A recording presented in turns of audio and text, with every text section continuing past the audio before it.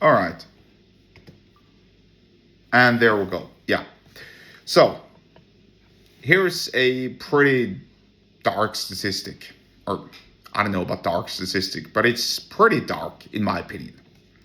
In Canada, a trio of polyamorous men living together have adopted a 9-year-old girl as their child. To me, I'll not even begin going down that rabbit hole and discuss my thoughts about it, because it should be pretty evident from my voice and my body language and the way I present this what I mean about it.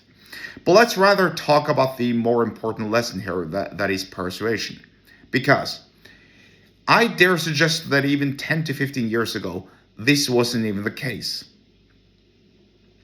It wasn't the case that a trio of polyamorous men living together would even consider adopting a child.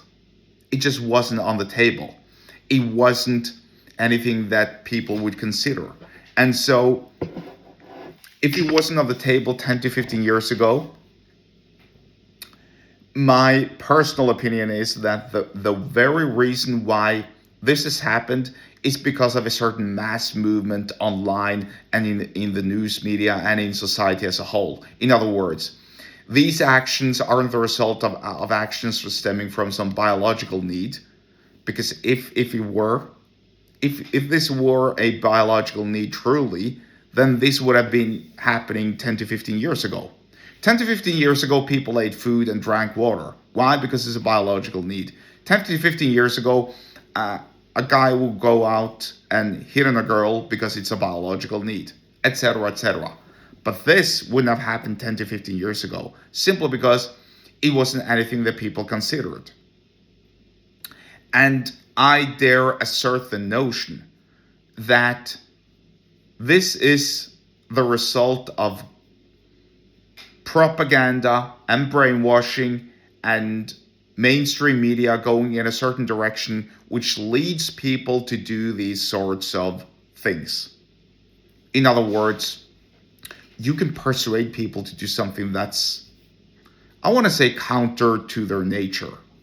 And this is objectively true as well, because this is counter to the nature of mankind. There is just no question about it.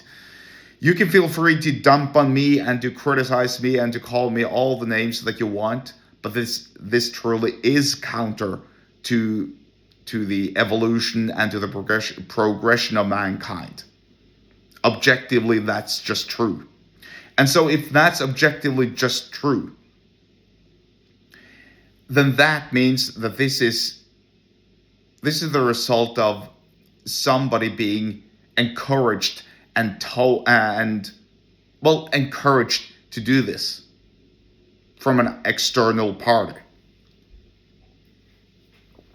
That's really what it is. And that's also what's so dangerous about it. Because, well, I said dangerous, and it could be dangerous, yes. Because if you can convince people to do these abnormal things, let's call it for what it is and be diplomatic. And I'm being diplomatic really because it just reflects the whole bizarreness of this thing. If you can convince people to do these abnormal things that most people otherwise don't do, then what in the world can you convince people to do? You can convince them to do both good stuff and bad stuff.